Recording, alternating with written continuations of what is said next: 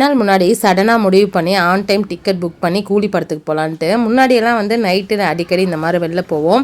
இந்த மாதிரி கைக்கு அடிப்பட்டதுலேருந்து போகிறதில்ல. சரி இந்த படத்துக்காவது போகலாம் அப்படின்னு சொல்லிட்டு ரிவ்யூ எதுவுமே நம்பாமல் நேரில் போய் பார்க்கலான்ட்டு வந்திருந்தோம். சீரியஸு எனக்கு ரொம்ப ரொம்ப பிடிச்சிருந்ததுங்க. 3 hours அப்படி இருந்தது படம். எல்லோரும் வந்து நாகார்ஜுனாவுக்கு ஃபாலோ ஆனாங்க. எனக்குமே நாகார்ஜுனாவோட ஹேர் ஸ்டைல் ஆட்டிடியூட் எல்லாமே அவ்வளோ பிடிச்சிருந்தது. அதை தாண்டி உபேந்திரா அவ்வா அந்த என்ட்ரி காளிசா அப்படின்னு சொன்னேன். அந்த என்ட்ரி ஆகட்டும், அவரோட அந்த லீன் பாடி அண்ட் அந்த ஹேர் ஸ்டைல், இது எல்லாமே எனக்கு அவ்வளோ பிடிச்சிருந்தது, அவ்வளோ அட்மையராக இருந்தது. கொஞ்சம் சீனில் தான் காமிச்சாங்களே அப்படின்னு கஷ்டமாக இருந்தது. வில்லனை கொண்டுட்டாங்களேன்னு இந்த படத்தில் நான் ஃபீல் பண்ணேன். ஏன்னா அவ்வளோ ஹேண்ட்ஸமாக இருந்தார் நாகார்ஜுனா. ஏன்டா அவரை போய் கொன்னீங்க அப்படின்னு இருந்துச்சு.